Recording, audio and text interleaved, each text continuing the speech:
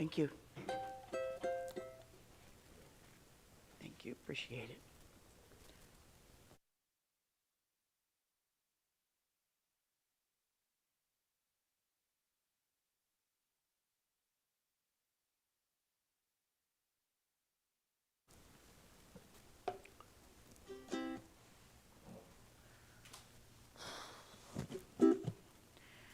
Okay, it's 4:15.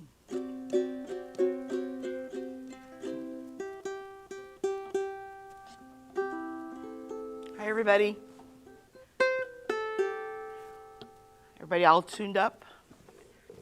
Anybody need to tune up? Hi there. Y'all ready to tune up? Let me make sure that I'm correct.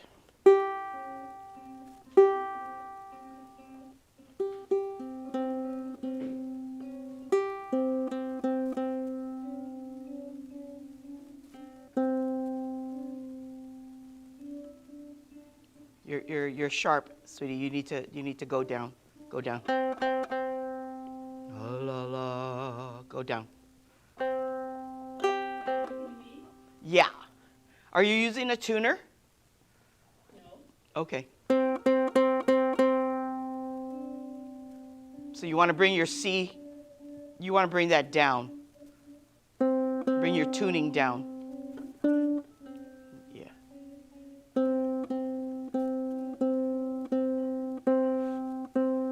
There you go.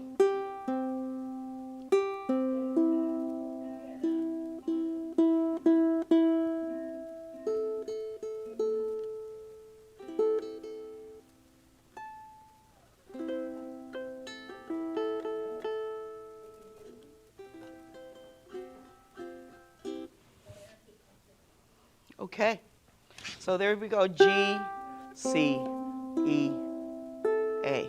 My dog has fleas. That's our mnemonic. Please have my dog. Okay, I think this is session 3. I believe 9. Yeah, session 3. Okay.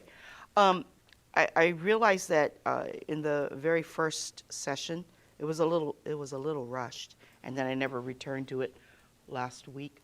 But I thought I'd talk a little bit about the proper orientation of the left hand to the back side of the ukulele, okay? Because that's super critical. Because one, you don't want to develop bad habits in terms of holding your ukulele, and you don't want to create any kind of tension in the hand that's not reasonable or plausible for the kind of shaping of chords that we do on the ukulele. So as much as we pay attention to the front of the ukulele, and that's on the fretboard, when we're shaping our chords, just as much attention ought to be considered when shaping chords to what's happening in the back of the ukulele, the back side of the ukulele, okay? When I first started this beginner class, I did tell you all to make sure that, you've got your thumb in the right place, that it's behind fret 2, between strings 2 and 3, typically, okay? If you have a soprano, then you probably will find that a more comfortable position for you might be just a little bit behind the fret marker between fret 1 and 2, okay? But typically, you should be able to hold your ukulele in such a way that your thumb hangs off of the top edge, the top of the arc in the back of the ukulele, okay, the top of the arc. So you should be able to kind of hang like this, okay? That way you keep your fingers fluid. You want that. You don't want your fingers to be so stiff that you're going to actually cause harm to your fingers or to the joints, more specifically, the joints, your tendons and ligaments. You don't want that. So you want your fingers to be as fluid as possible, okay? For those of you with stiff joints because of arthritis or other kinds of conditions, warm up by doing stretches, okay? That's just doing this, just reach out with both hands and kind of make your fingers float, right? You want that flexibility. My left hand fingers are much more flexible than my right, okay? Although I am a righty, okay? But the left is more fluid, all right? So that's stretching. And then in order to gain strength for the arcing of your finger, because when you shape your chords, you need to be able to use that thumb to support literally the entire left arm if you're a lefty or a righty and you're using your left arm for shaping chords.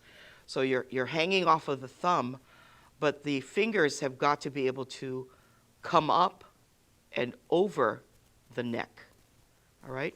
So this is an F chord, and you see how the kind of arcing that I have with these two fingers, they're arced because there has to be enough strength in each of these joints, in each of the joints, the separate joints of your fingers, to be able to bend, okay? Some people have a hard time bending this top joint, or they might have a hard time bending the middle joint.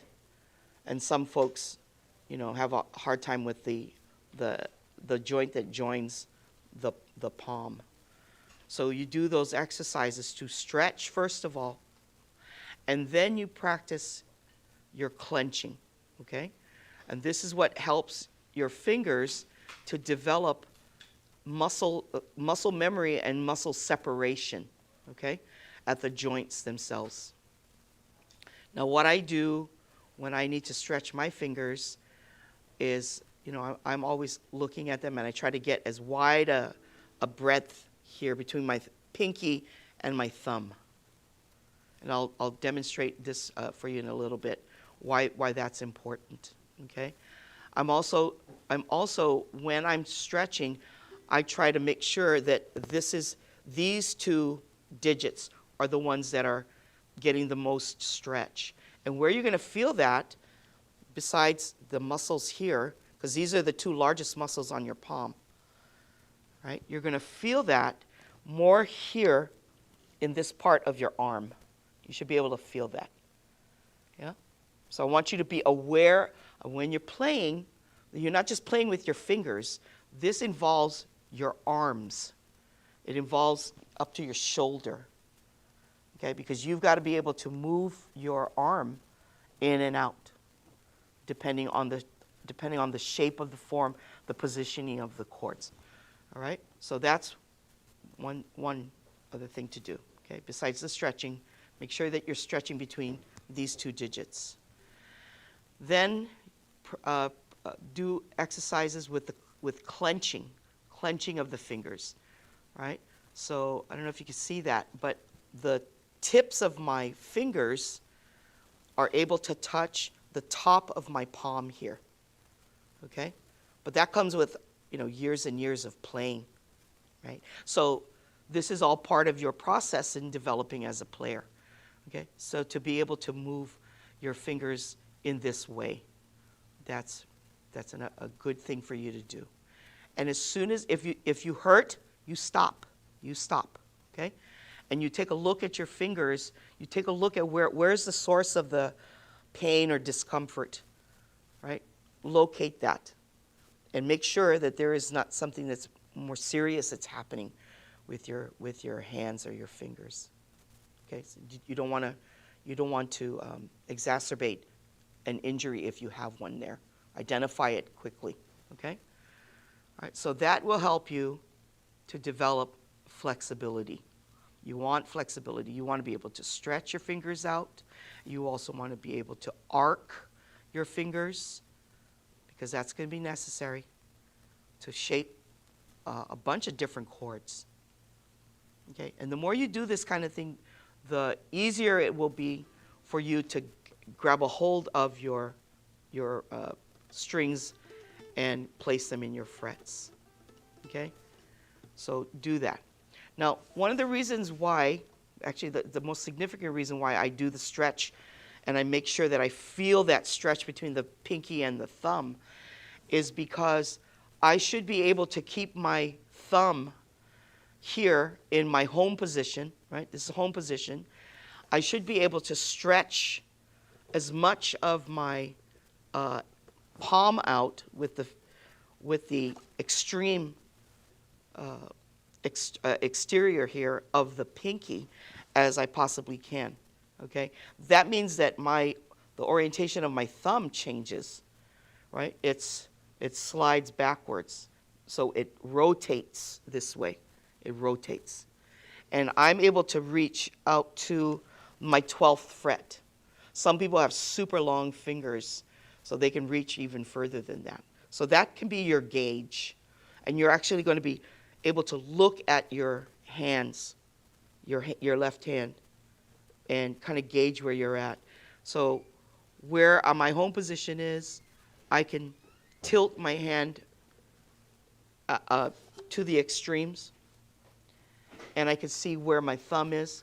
It's still behind fret 2, between strings 2 and 3. Okay, so you practice that and try to get as much distance as you can with the stretching. All right, okay? And also, depending on the shape, the more you have to spread your fingers out, the more you must become aware of what's happening behind, in the forearm, in the elbow. Where's the positioning of the elbow? Is it stuck here next to you so that you can't move anymore? Okay, or are you keeping it fluid like this? Okay, so that you can go out and you can come in, go out, come in when you need to. All right, you're going to feel certain. It's so interesting because I was such a lousy student. Should have paid more attention in anatomy class. But these different fingers are all connected to different muscles here in the arm up to the shoulder. So depending on what finger is being used to take the brunt of the pressure that's in the front of the ukulele, certain muscles are going to become more rigid. And in fact, the energy that's needed for you to shape chords does not come from the palm. The energy actually comes from the arm, okay? The bicep, sometimes the deltoid. Sometimes it's going to come from the forearm. But this energy actually comes from this area, goes into the thumb here, okay? Because everything is pushing up against the thumb. And the more stable the thumb is, besides being fluid, the more steady it is, the easier it is for your fingers to move and take their shape, okay? So you notice, right? This is the only part that's waving. It's the only part. But you can still feel that pressure on the deltoid here, or on the bicep, the bicep, okay? So you want to be able to move around and use the arm to put the pressure on the thumb to stay stable so that it can pivot and move the fingers to where they need to go. All right? So be aware of that. Your playing is not simply finger movements or the up and down of the right hand. Left hand's really important for the shaping of the chords, the shaping of the words that will come out of your ukulele. How they're expressed is the right hand's responsibility. When they're expressed is also the right hand's responsibility, because the right hand is basically the tick-tock, right? It's the clock for the rhythm part of things. Okay? All right, so always do your stretches and be safe. Okay, as soon as you feel something, stop, examine what's going on. All right. Okay, so I sent out a bunch of updated handouts. I took what was issued in the last, or in the very first session of the beginner ukulele, and I updated it just a little bit, primarily with the song that we're going to use for these exercises. And this is not going to be covered in just one session. This is going to be covered probably in this session and the next one, okay? Because there's a great deal of practice, actually, that comes into play as you are, developing in your playing. Because I'm sure that you're not just relying on this workshop or these handouts for your practice. I'm sure that you are using the chord sheets that you get from other sources, as well as the chord charts. That was part of the handouts, right? And you're actually looking at what the chords look like and identifying them. You know, when you're playing certain songs, you're able to recognize that, oh, I need, how do I form that C? So you're looking at this chord chart to help you.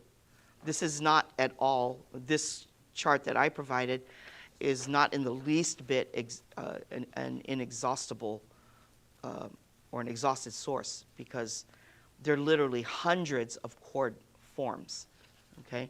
Depending on the style of music that you play, you could end up playing literally hundreds of chords for a bunch of songs. Okay, so we're going to get into now the sheet that says playing the C and D notes. Playing C and D notes.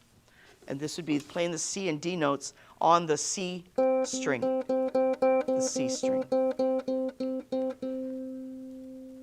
We start there because it's the lowest note on the ukulele.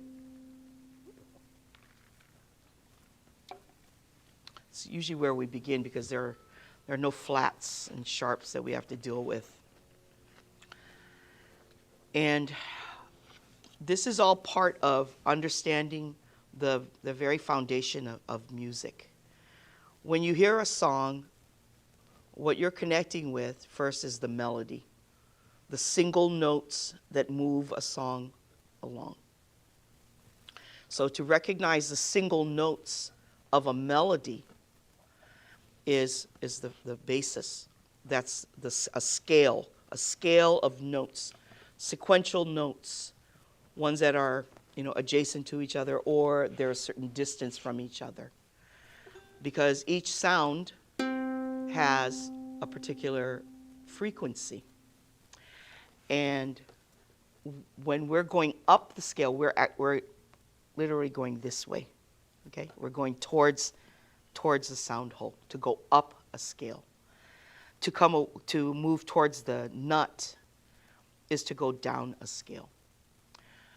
And the thing with notes is they're given alphabetical identifiers, okay, which is really beautiful. There are only 12 notes in a Western scale, and we're going to be dealing with 7 of these notes. They're called natural notes or tones, also referred to as diatonic, so the natural scale, okay? So what we're going to do is we're going to talk about the starting point here, which is the C string. It's given this name because on a scale, the first note is a C. Each fret on your ukulele represents half a step up to the next note in the scale.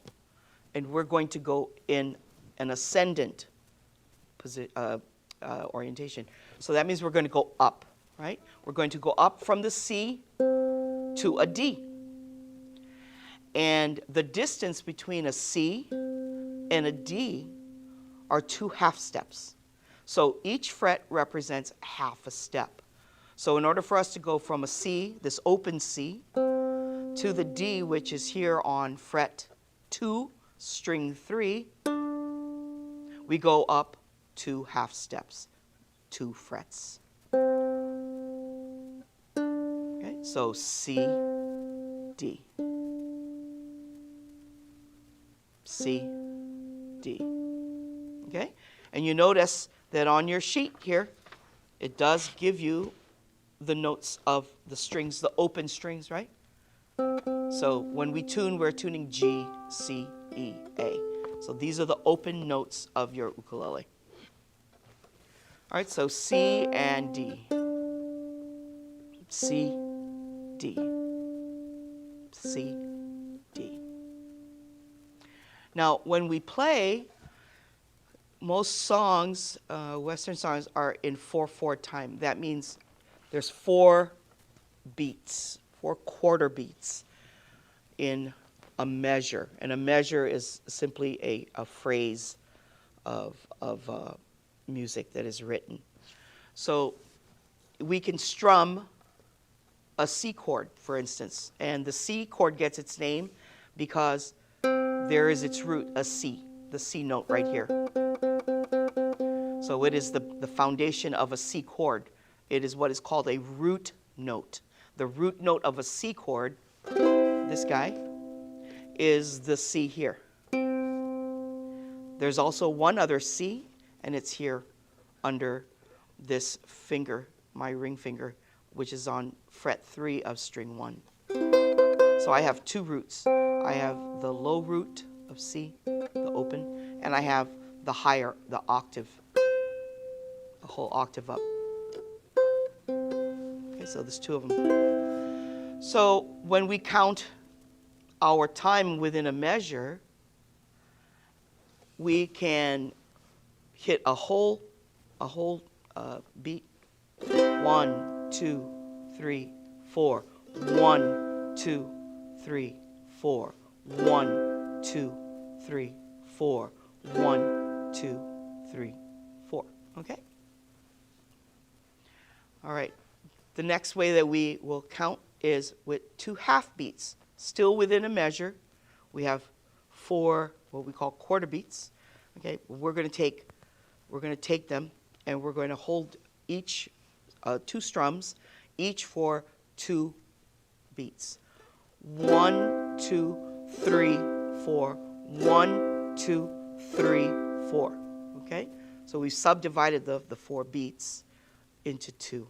All right, into two beats. 1, 2, 3, 4. 1, 2, 3, 4.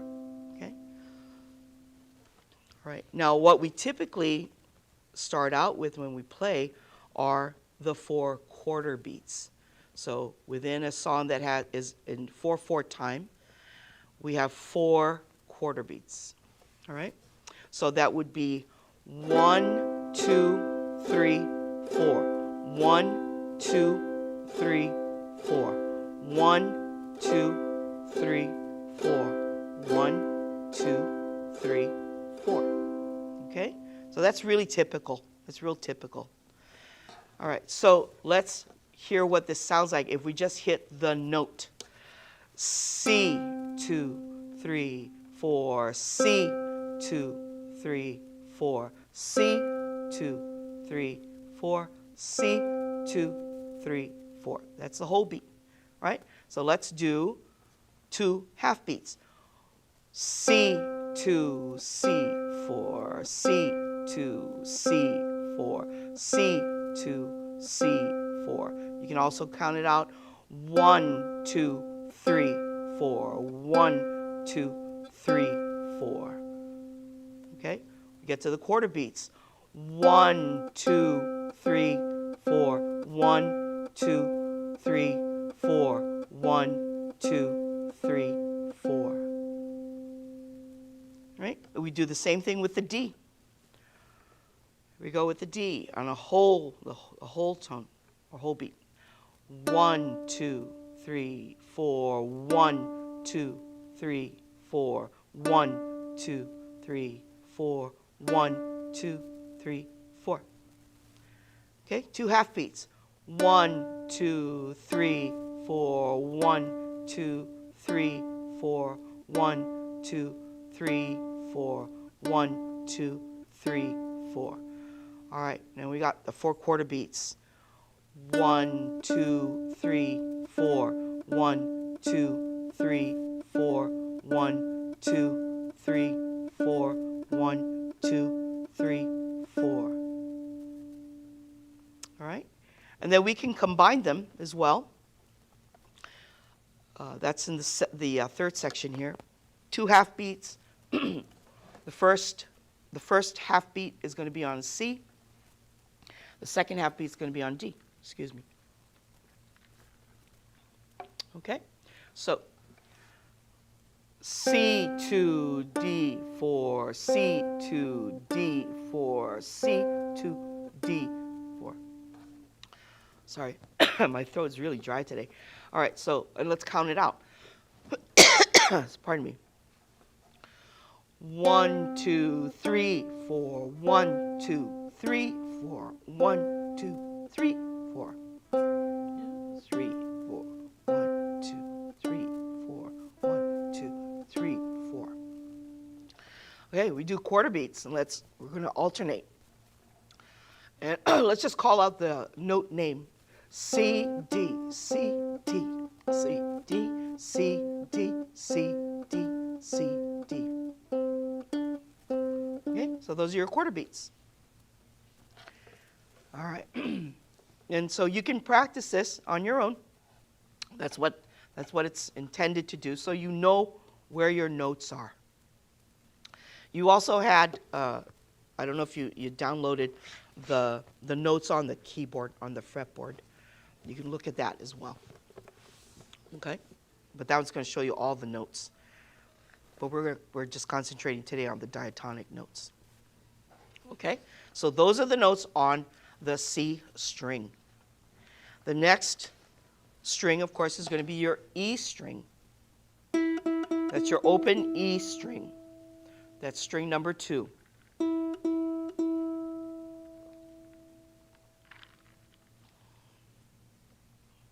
Okay, and I want you to see this, that, and for those of you who don't have it printed out in color, they're in pink. I highlighted them in pink. Okay, so so you know that this is the sheet that we're working with. Okay, so in a scale, in the Western scale, the distance between the notes will either be a whole step, right, which is 2 of these frets, or half a step. And where this occurs with the half step is between the notes E and F and B and C. All right? So our starting point here on string 2, which is the open E, is E, all right? So, and half a step up from an E is the F. Half a step. E, F, E, F, E, F. And a whole step up from the F is a G. So that's 2 frets up, right? 2 frets up from the F. F, G, F, G, F, G, F, G.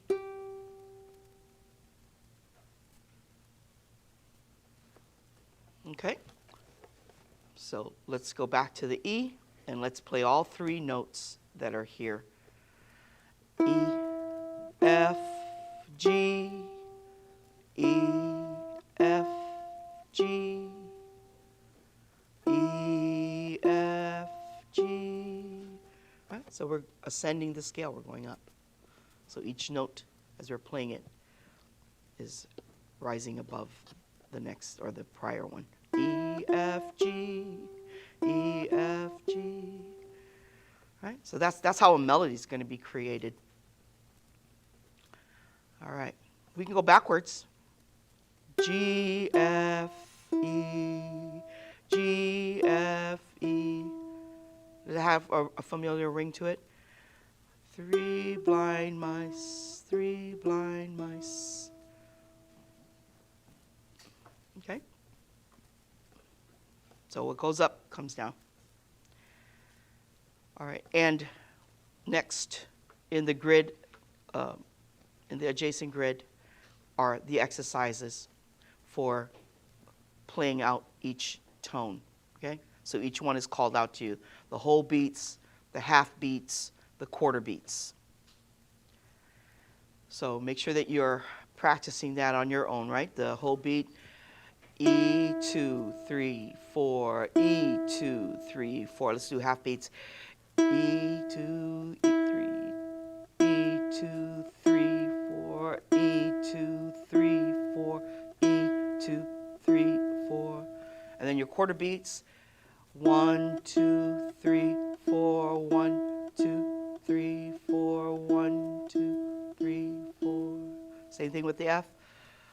F, 2, 3, 4, F, 2, 3, 4, F, 2, 3, 4, F, 2, 3, 4.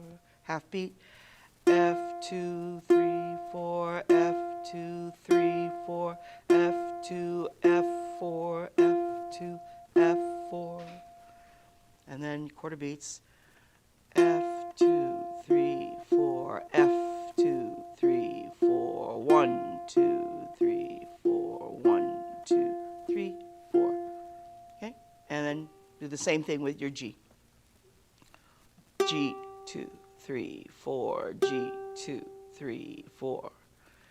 Let's do half beats. G, 2, 3, 4, G, 2, G, 4, G, 2, 3, 4, G, 2, 3, 4. Okay? And then your quarter beats. 1, 2, 3, 4, 1, 2, 3, 4. And then you can mix and match them. All right. So far, we've got 5 of the notes of the 7 that are in the scale.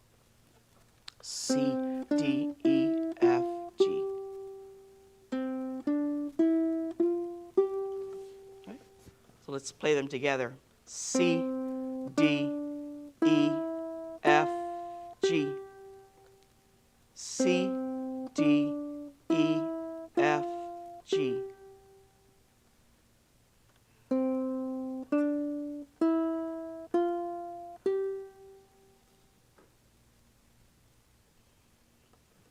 Okay? All right, then the next one is going to be string 3. And there you see the distance between the B and the C. Right? This is, I've circled that in purple. For those of you who have black and white, if you wanted to color code your stuff.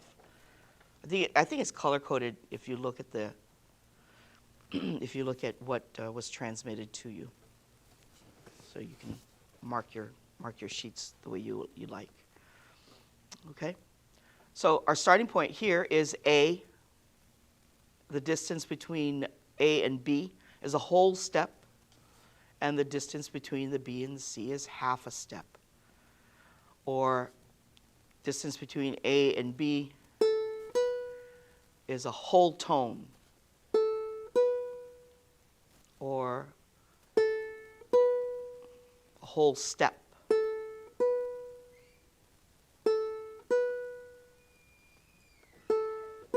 Okay? Then the distance between a B and a C is half a step or half a tone, also called a semitone. All right? So here's our A, B, C. A, B, C, A, B, C, A, B, C. Okay? A, B, C. Right? All right. so let's make sure that you understand your practice. A whole beat on A. A, 2, 3, 4, A, 2, 3, 4, A, 2, 3, 4, A, 2, 3, 4. Let's do B. B, 2, 3, 4, B, 2, 3, 4, B, 2, 3, 4, B, 2, 3, 4. Let's go up to C. C, 2, 3, 4, C, 2, 3, 4, C, 2, 3, 4, C, 2, 3, 4. All right. Let's do half a beat for A, 2 half beats for A, 2 half beats for B, 2 half beats for C. A, 2, 3, 4, B, 2, 3, 4, C, 2, 3, 4, A, 2, 3, 4, B, 2, 3, 4, C, 2, 3, 4. Okay, so you can practice that. And then you do quarter beats, yep. A, 2, 3, 4, A, 2, 3, 4, A, 2, 3, 4, A, 2, 3, 4. Let's go to B. 2, 3, 4, B, 2, 3, 4, B, 2, 3, 4, B, 2, 3, 4, B, 2. Next is C. C, 2, 3, 4, C, 2, 3, 4, C, 2, 3, 4, C, 2, 3, 4. Let's do A, B, C, B. Quarter beat each. A, B, C, B, A, B, C, B, A, B, C, B, A, B, C, B. All right, let's start from B. B, C, A, B, B, ah. B, C, A, B, B, C, A, B, B, C, A, B. Let's go backwards. C, B, A, B, C, B, A, B, C, B, A, B. Okay? So that will help you, for those of you who are interested in using your ukulele to help you figure out a melody. This is how you do it, okay? Besides actively listening to the way a song is moving melodically, you should be able to hear what that person is singing and try to search out for the notes. There is a way of doing that. You know, sometimes it's just a matter of making a half-step adjustment, either down or up from the note that you might be, you're thinking to yourself, that's really close to what I'm hearing. It's really close, but I can't tell if I'm above the note or if I'm below the note. A lot of times all you got to do is go up half a step or go down half a step, and then you'll find the melody note. And then from there, you begin that process of figuring out the movement of the scale, okay? So that's what this kind of an exercise is here to do, to help you figure things out that way. But it also illustrates to you very clearly that yes, you have a tuning of your ukulele G, C, E, A, G, C, E, A, and each string, although we haven't addressed the G string, each string has its own scale, begins its own scale, right? Every single one of the notes that we've played, and there are 7 notes in the diatonic scale or natural scale. If we started on the note A it would go out to G, and then it would start again on A, right? So it would be A, B, C, D, E, F, G. That's the ending point. That's the 7. Then you start again on A. If you start on C, it would be C, D, E, F, G, A, B, C. We're back to C. And if you notice, that's going to be the 8th note, right? C, D, E, F, G, A, B, C. That's the 8th note. That's where we get the word octave from, okay? Because it's the 8th note. That's where that comes from. So here is the low octave of C. This is the next octave of C.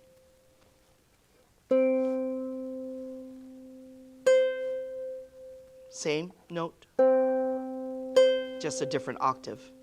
I have a tenor, so I'm able to play the octave above this one. It's here on the 15th fret. So if you have an ukulele that has at least 15 frets, fret markers that are laid out here. Okay, so right there's 3 octaves.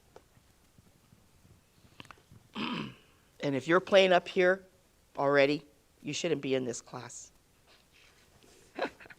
Okay, you should be beyond beginner. All right. Okay, so we got 5 more minutes. And what I've done is I've identified the melody notes on this sheet here. It says, this is for the song Frère Jacques. Are you sleeping? The melody notes. This is laid out in what we call tab. Tab. It's another way for us to present music other than on written staff. Okay? So that makes it a little easier, because a lot of ukulele music is not actually written out. We use song sheets. Okay? So the notes here, and if you notice here, in this little bar here on the side, it tells you what string you're to play. Right? This one says G. This one on the bottom here is your G string, which is on the top of your ukulele, the top of the neck. So that's G. This is just the way they designed tab. So instead of reversing it, it's played this way, okay? So it tells you here that this first note that's going to be played is on the C string, and where it says 0, that means 0 is another way of saying it's open. It's the open C. Right? That's the open C. The number next to it is 2. That's telling you that is on fret 2. Okay? So that means put your finger on fret 2. The next note is played on the E string. It's open, 0. Right? It's open. The 4th note is returned to string C, and that is open.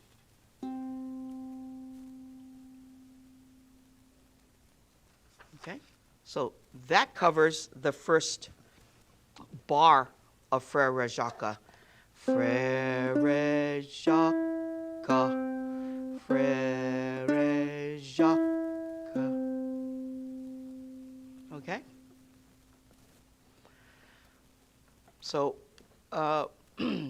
for the next week or so as you're practicing, take a look at this tab. It takes a little getting used to because it is inverted in terms of the illustration. But as long as you are looking at the name of the string, and you remember that your tuning is G, C, E, A, right? From the top, it's in reverse, G, C, E, A. And the numbers that are in the tab tell you what fret on what string you are to play. If the number is greater than 0, then that means it is not an open string.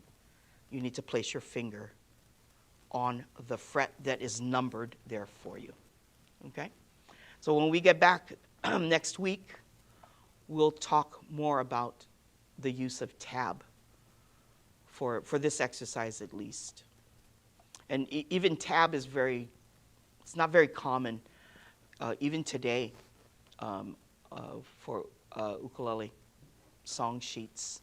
It's really hard. There's a guy, and I will not mention his name, I won't mention his name, but he did everybody a disservice by literally buying up the rights to almost every song that was existent in the internet that was tabbed, because there was a time when you could find a lot of tabbed songs.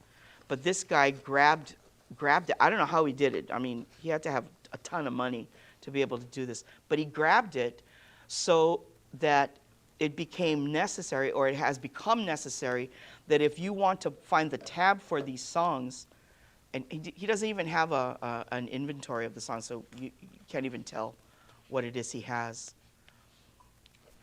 You have to pay him for that tab, okay? So it might be 95 cents. Sometimes I've seen it as high as like $3, which, that's not cool. It's not cool at all, okay? So that's why it's really hard to find tab. If you can find tab, and